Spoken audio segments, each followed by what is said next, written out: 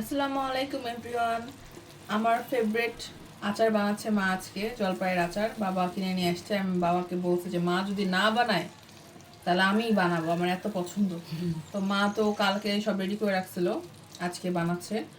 আমি এর মধ্যে অলরেডি বাটিতে করে প্রথম ব্যাচের একটা এটা, তারপরে হচ্ছে সেকেন্ড ব্যাচের এই যে এটা, আর থার্ড ব্যাচের এখন আরেকটা নিব।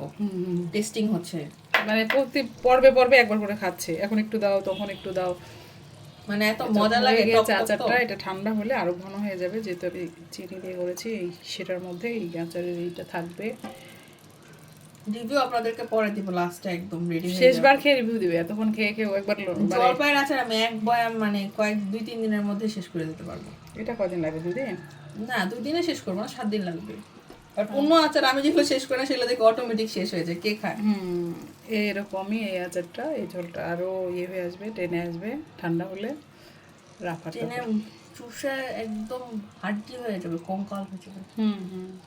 ম্যাডাম বসে আছে যে দাও দাও, একটা নেই, একটা লাল কালারের নেই। আগের গুলো শেষ হয়নি। এটা কোনটা রে? লাল কালার কোনটা?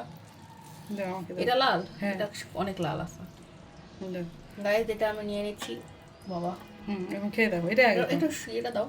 চল। হ্যাঁ, ও, ঠান্ডা হয়ে গেলে ওটা ঠিক হয়ে যাবে। ঠান্ডা হোক আগে, তারপর খাচ্ছি। গরম না। ও আরে, ওকে, তাহলে বলো আল্লাহ হাফিজ দাও। আল্লাহ হাফেজ, টাটা। আপনারা বাসায় এই সিজনাল যত ধরনের আচার হয়, পুরো রেসিপিটা আমি শেয়ার করব। পুরো রেসিপিটা আমি শেয়ার করব, কিভাবে করেছি, কি কি মশলা দিয়েছি, কি কি মশলা দিয়েছি, কিভাবে করেছি, আমি পুরো রেসিপিটা একসময় শেয়ার করব। ওকে, টাটা, আল্লাহ হাফেজ।